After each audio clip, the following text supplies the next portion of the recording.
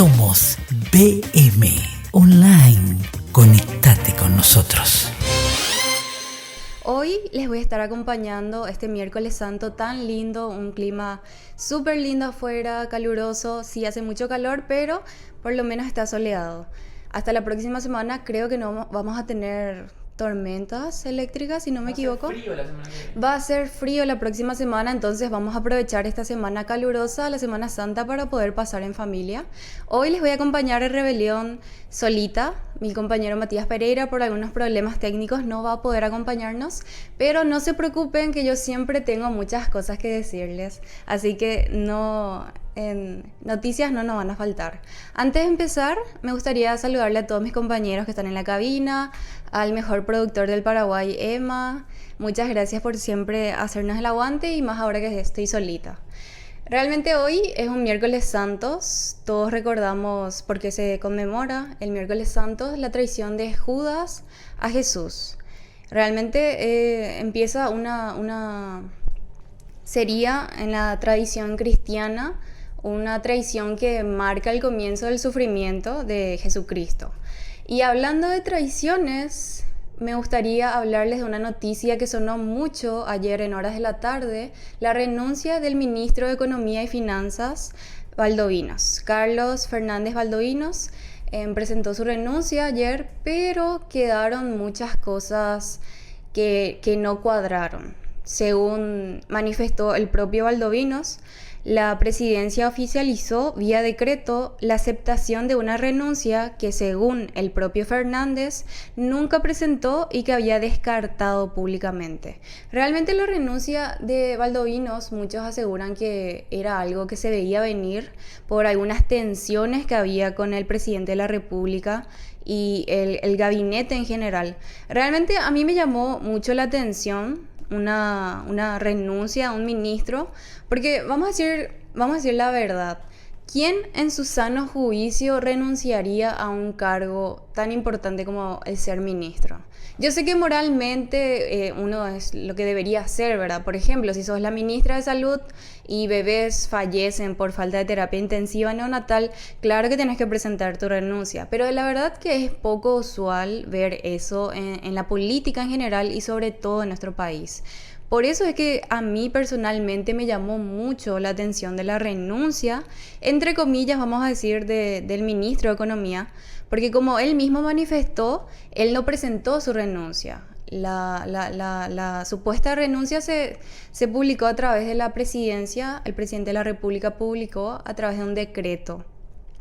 Pero realmente muchos medios también estuvieron cubriendo la noticia y hablaron mucho de las discusiones que se mantuvieron en constante hasta finales del año.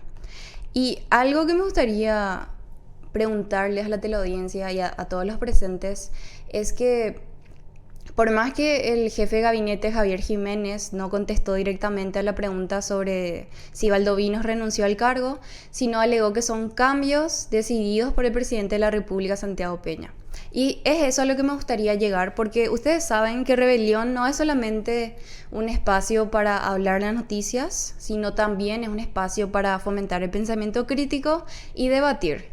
Claramente un periodista tiene que ser objetivo y presentar las noticias, pero me gustaría debatir con ustedes, la hermosa teleaudiencia que nos está viendo, sobre ustedes qué opinan realmente de la renuncia de Valdovinos.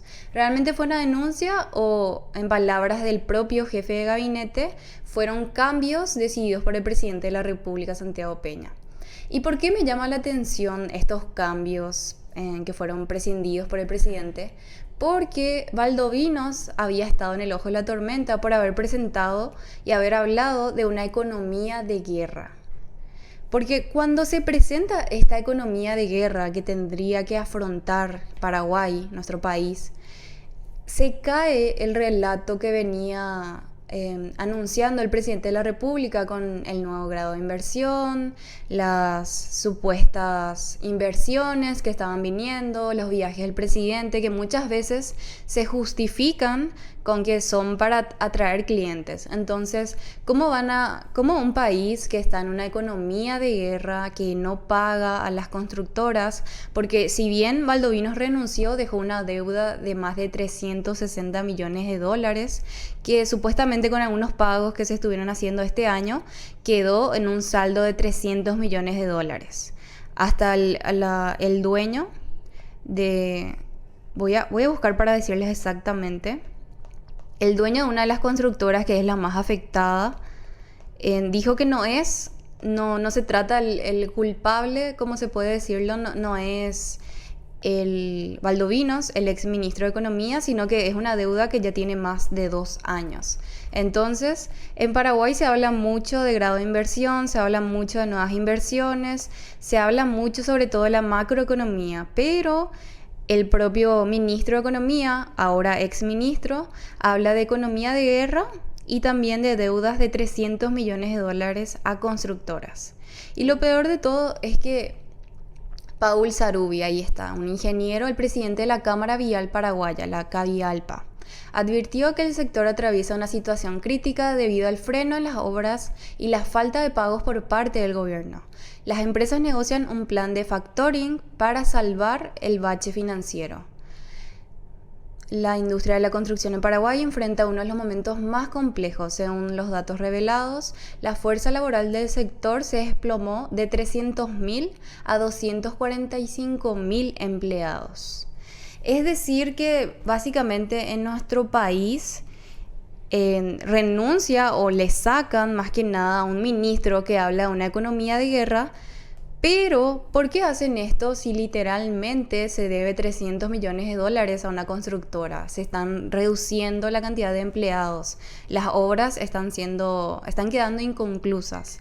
Realmente nos llama mucho la atención porque ¿acaso el presidente de la República o este gobierno en general está tratando de tapar el sol con un dedo?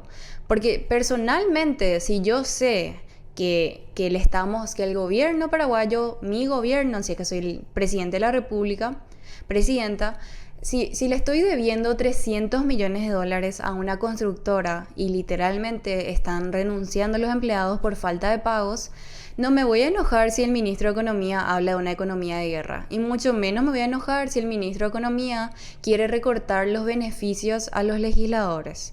Porque no sé si ustedes recuerdan, hace poco estuvo en el ojo de la tormenta el presidente del Congreso de la Cámara Alta, Bachi Núñez, por esas millonarias bonificaciones con que él gozaba, ¿verdad? Que renunció, pero obviamente fue después de que él se haya descubierto, que todos vimos, ¿verdad? Las bonificaciones millonarias que tenía nuestro querido y respetado Bachi Núñez. Realmente deja muchas cosas sobre la mesa para poder analizar, porque ¿cuál es la prioridad realmente de nuestro gobierno? ¿Mostrar la realidad? ¿Hablar de cifras exactas? ¿O seguir maquillando para tener un nuevo grado de inversión, para seguir hablando de la macroeconomía? Mientras tanto, en la micro realmente faltan muchas cosas. Porque hablando de ministros, uno que no renuncia y para mí tiene más motivos de hacer cambios, para mí el presidente de la República, no quiero decir que se equivoca, ¿verdad? Porque ¿quién soy yo, una simple periodista de 20 años, para decirle al presidente de la República que se está equivocando? Pero creo que las propias personas, el propio pueblo paraguayo puede sacar sus propias conclusiones, porque un ministro que recibe quejas todos los días por parte de la educación pública, creo que todos ya sabemos quién es, Luis Ramírez.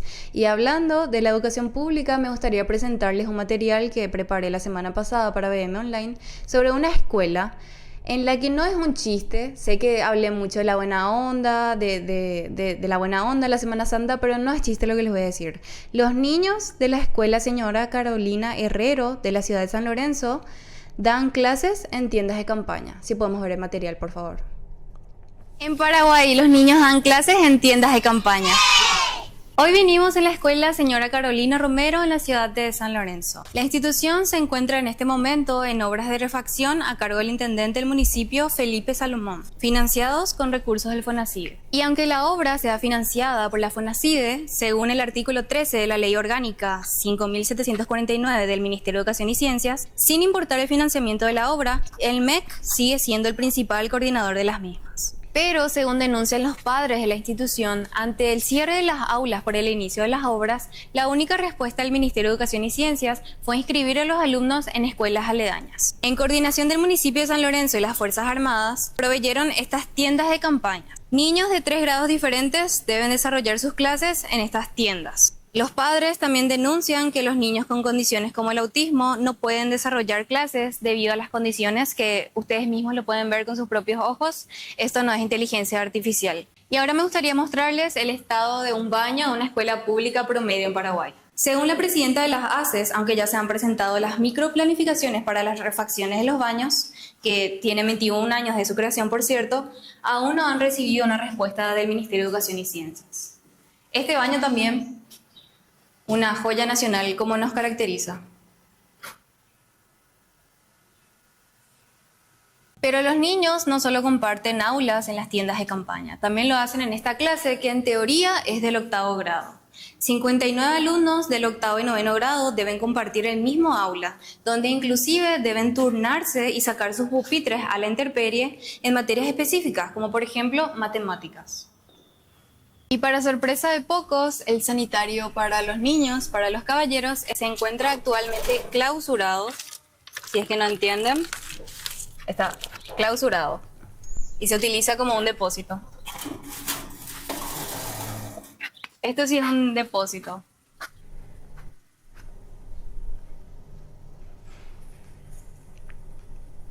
Según la presidenta de las ACES, la obra está prevista para finalizarse en mayo, pero ustedes mismos pueden ver el avance de las obras con sus propios ojos.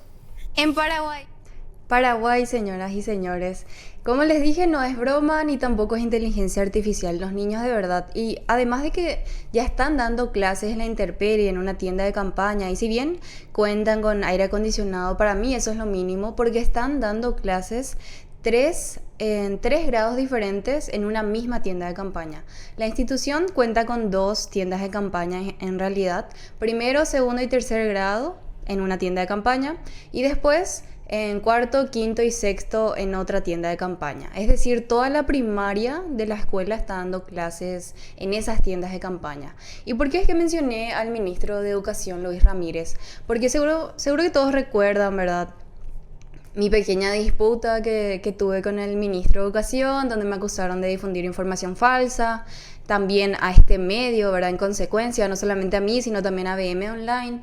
Y es que realmente a mí me llama la atención las prioridades del Ministerio de Educación y Ciencias, porque así como había mencionado en el capítulo anterior de Rebelión, les vuelvo a decir ahora, el Ministerio de Educación y Ciencias paga publicidad en Meta, creo que ahora ya no sé, capaz se asustaron porque estuvimos exponiendo, ¿verdad? Pero, ¿cómo es que se invierte en pagar publicidad en Meta, en las redes sociales, pero no se prioriza casos como esta escuela, que queda en San Lorenzo encima, en el departamento central? O sea, ni siquiera es una escuela del interior del país, así como las que visité, y puede ser que se excusen con eso, pero que en el departamento central, una escuela, los niños estén dando clases en tiendas de campaña, para mí personalmente es una vergüenza.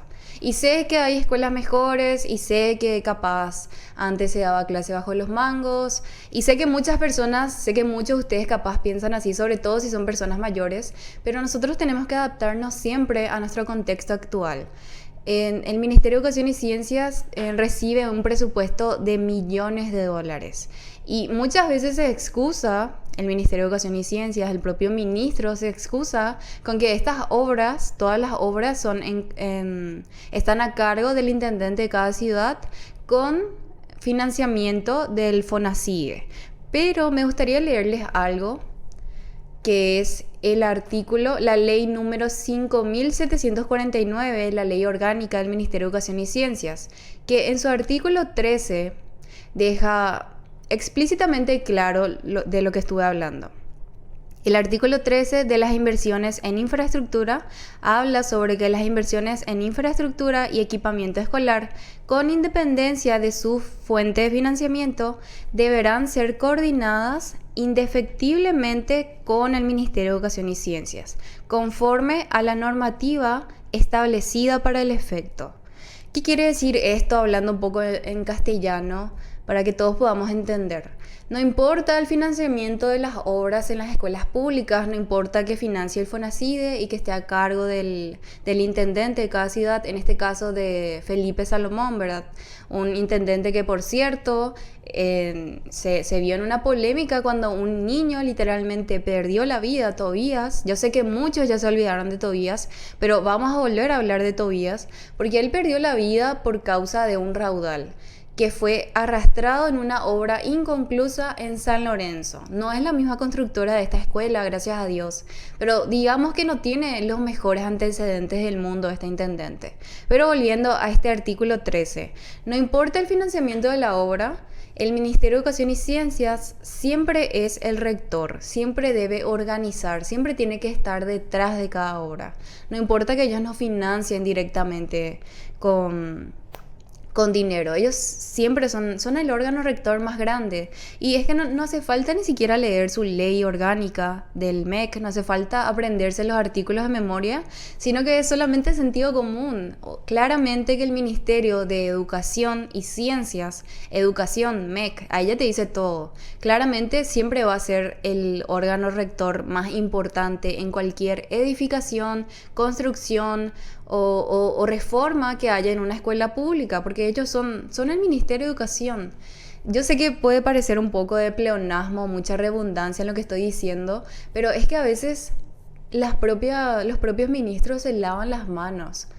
Porque el ministro ya había dicho en una entrevista en una radio AM, había dicho que ellos no se hacían cargo porque eso era todo del FONACIDE, del intendente de cada ciudad. O sea, se lavan las manos, el ministro de Educación se lavó las manos varias veces, pero mientras los niños dan en clases, en tiendas de campaña o directamente bajo los árboles. Realmente es una vergüenza. Yo no sé qué opina la teleaudiencia o qué opinan mis compañeros, pero para mí es muy importante, como siempre les digo, informarse, leer, porque uno puede decir, sí, qué mal ministro, qué mala gestión, pero uno siempre tiene que tener un aval legal, y qué mejor aval legal que literalmente la ley orgánica del Ministerio de Educación y Ciencias. Entonces, como siempre, les digo que Rebelión no es solamente un bloque de noticias ni de entretenimiento, sino también es un lugar donde podemos aprender más sobre el sector público para poder aprender a reclamar nuestros derechos con fundamento y con un aval legal, porque eso es algo súper importante.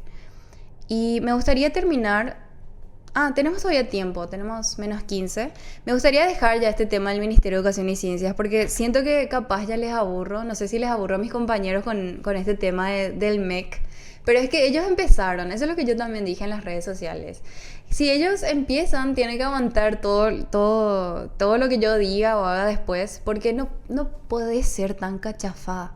Y discúlpenme el término, pero demasiado cachafá ya es el Ministerio de Educación y Ciencias. Porque además de hacer un comunicado donde difamaron este medio, utilizaron imágenes sin permiso de tres personas, ¿verdad? Del señor Bruno, de mí y de mi compañero.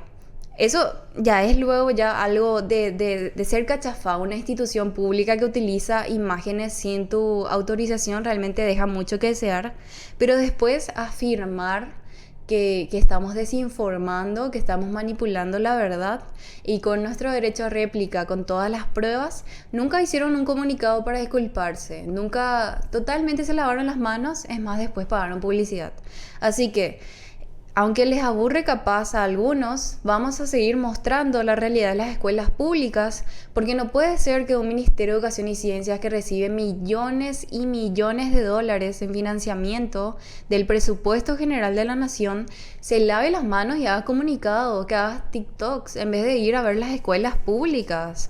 Por el amor de Dios. Algo que siempre decimos es, en vez de que el presidente de la República haga tantos viajes, ¿por qué no hace un viaje en el interior del país y conoce realmente la situación de los paraguayos? Y no tiene que ser necesariamente el presidente de la República, porque digamos que en teoría, ¿verdad? En la práctica no sé, pero en teoría él tiene muchas cosas que hacer. El propio ministro de Educación, él puede recorrer todo, o sea, no creo que le falte para su combustible. Si acá las autoridades paraguayas se les paga el combustible aparte, todos tienen su viático, su bocadito. Y no son solamente los congresistas, son todo el gabinete presidencial siempre tiene presupuesto para el viático y para el combustible. Entonces, yo creo que esto de las tiendas de campaña en San Lorenzo es una invitación de nuevo que le quiero hacer al ministro de Educación para que use un poco de su combustible, su camioneta, que seguro es una 0 km, ¿verdad? No voy a afirmar nada, estoy suponiendo que seguro tiene una buena camioneta y que use esa camioneta y ese combustible que le da el gobierno, que le da la plata pública, es decir, que le da a la gente, para recorrer el Paraguay y ver el estado de las escuelas públicas. Porque realmente para mí es una vergüenza, porque los niños tienen que estudiar. La educación es algo que siempre decimos aquí en BM Online, es que la educación es el futuro. ¿Y qué clase de futuro vamos a tener si es que los niños estudian en escuelas que se encuentran en estas condiciones? Porque por más que tengan aires, están en una tienda de campaña. Encima los chicos no tienen ni siquiera baños. No tienen baños propios porque está todo en la construcción. Entonces tienen que compartir baños con la secundaria, con los chicos de séptimo, octavo y noveno, que también, por cierto, tienen que dar clases en una misma aula. Entonces, no les da un poco de miedo. Inclusive pueden haber casos de abuso, de acoso. Una mamá de la presidenta de las ACE me comentó que casi hubo un caso de abuso de una niña que tenía 6 años. Y un niño, porque los niños, como vieron en el material, no tienen baños propios, intentó tocarle. O sea, imagínense el peligro a lo que se exponen estos niños. No es solamente un peligro en infraestructura, como pensamos muchas veces, en que pasen mal, que pasen en el calor o que no puedan estudiar bien, sino que también se exponen físicamente. Pero bueno, como les dije, hoy es un miércoles santo, de buena onda, vamos a dejar de hablar de este tema, pero lastimosamente quiero mostrarles algo, un reportaje que hice ayer en el Mercado de Abasto y una entrevista con un mensaje al presidente de la República que también me gustaría tocar antes que nos quedemos sin tiempo. Todas las cosas suben y no hay venta. No hay venta. La verdad que el presidente de la República es un desastre también, porque él se pasa viajando y le deja a los pobres así.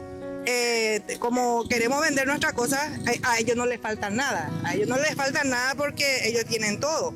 Y nosotros los pobres, lo que sufrimos mucho porque él se pasa viajando. Todo es viajando. Imagínate si él está en nuestra situación, ¿verdad? De luego que él va a querer vender las cosas que él tiene, ¿verdad? Pero él no necesita, porque él ya se subió como presidente y ya no le interesa a los pobres. La verdad que no hay nada, entra todo debajo de los vehículos, no hay nada no hay. Nada. No, nada. ¿Ya pudiste vender algo hoy? Y más o menos 75 lo que estoy, por 75.000 lo que estoy vendiendo ahora mismo. ¿Y ese te alcanza para recuperar lo que compraste o no? Y no, nada que ver. El ajo está lo caro, el choclo carísimo, tenemos que comprar, mandar desgranar, toda esa cosa. La persona pobre que nosotros somos así, que trabajamos, que venga a ver un poco para que vea cómo es el mercado de abasto. Eso es lo que yo de mi parte pido también. Y imagínate, yo estar dando así en silla de ruedas, trabajo igual, ¿no? Soy una persona discapacitada, pero yo igual nomás lucho, trabajo, como te digo, hace 31 años que estoy acá. Todos los días. Todos los días. Doña Florencia, una comerciante del Mercado Abasto, nos compartió en la realidad que se vive en el Mercado Abasto y también un mensaje al presidente de la República, Santiago Peña. Como siempre les digo y le insto a la ciudadanía es a ver un poco más allá de nuestro termo, porque todos vivimos en cierta manera en un termo, cada uno tiene sus propios problemas, pero tenemos que reconocer que en Paraguay realmente la mayoría de personas son de clase baja y la mayoría de personas trabajan negro. Así como doña Florencia, que trabaja hace más de 31 años en el Mercado Abasto, Me contó cómo en realidad no se está vendiendo desde el año pasado, que las ventas bajaron. Hay un supermercado, hay dos de hecho, dos supermercados grandes en el mercado Abasto que están agarrando todas las ventas. Entonces estas personas se quedan prácticamente sin clientes. Porque algo que me llamó mucho la atención, que me comentó doña Florencia, es que entran muchos vehículos al mercado de abasto, pero que no le compra a los vendedores ambulantes que están en sus sectores.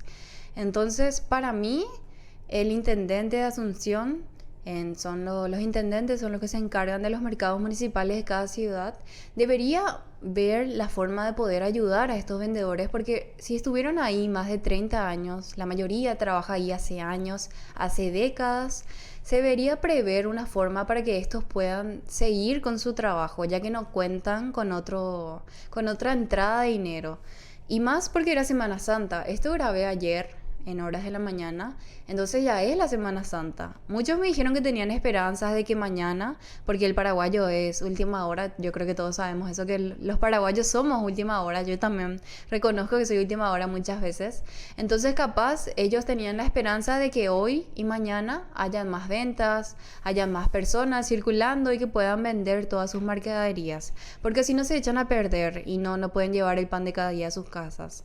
Y algo que me llamó mucho la atención que dijo doña Florencia es que ella invitó al presidente de la República para que vea y venga un día y sepa lo que es vender, porque la señora vendía ajo, dientes de ajo. Ella, mientras le estaba haciendo la entrevista, estaba poniéndole cinta para poder juntar. Todos conocen el ajo, ¿verdad? Son así unas bolitas. Bueno, ella estaba juntando eso a mano y le invitó al presidente de la República porque, según me comentó ella, él nunca se acercó al mercado de abasto, un mercado emblemático, ¿verdad?, de la ciudad de Asunción. Después el mercado 4 es el más famoso, si no me equivoco, y uno con el que cuenta miles y miles de trabajadores y empleados. Pero me dijo que le invitaba al presidente de la República para que vea y sepa lo que es vender, que sepa lo que es que no vendes nada en el día, que no entra la gente, que no puedes comprar, que después tienes que tirar tu mercadería, que es un tiempo perdido. Lastimosamente no sé, capaz ya que las autoridades siempre están sintonizando BM Online, me encantaría si es que el jefe de gabinete o algún encargado de prensa, ya sea del Ministerio de Educación y Ciencias o del presidente de la República, pueda hacer caso a doña Florencia y conozca el mercado de abasto, porque realmente hace falta que más autoridades públicas conozcan la situación de nuestros compatriotas.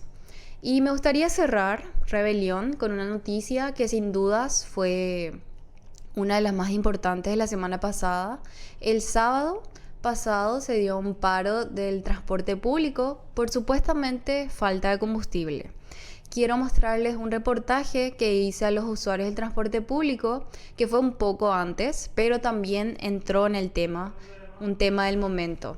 Porque si bien siempre hay esa puja, muchas veces se llama una extorsión. Para mí es una relación tóxica que tiene en el sector del transporte público, de los empresarios del transporte público con el gobierno, porque siempre hay esa pelea entre ellos: págame mi subsidio, no págame a mí, págame más, o vamos a frenar el transporte público.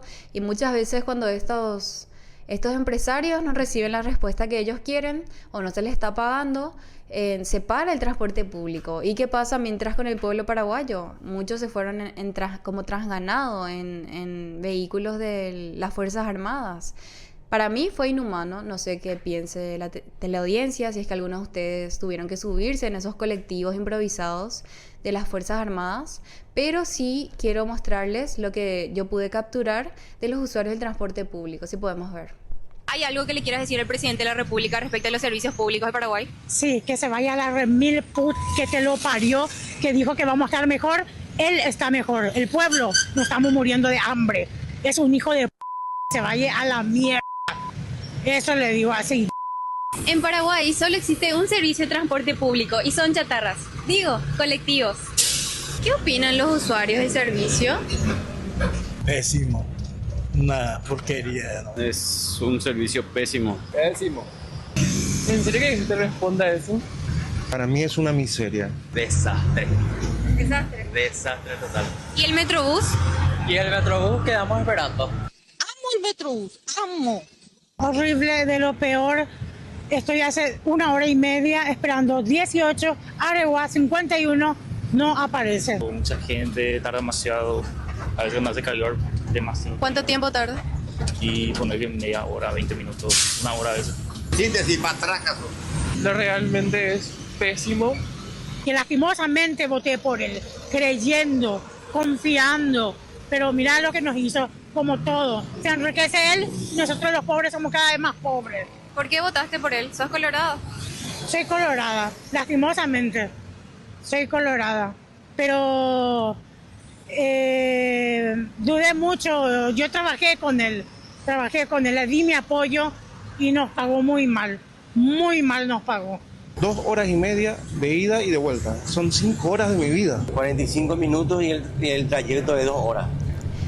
Realmente fue una situación muy difícil la que tuvieron que afrontar los usuarios del transporte público el sábado pasado, porque por más que hayan habido estos camiones improvisados de las Fuerzas Armadas, muchas personas no pudieron llegar hasta el lugar de sus trabajos, muchas personas tuvieron que perder ocasiones, o lo más importante, ¿verdad? Que muchas personas tuvieron que pasar mal en el sol porque fue un día muy caluroso, y además de eso tuvieron que gastar el doble dinero que nadie te devuelve.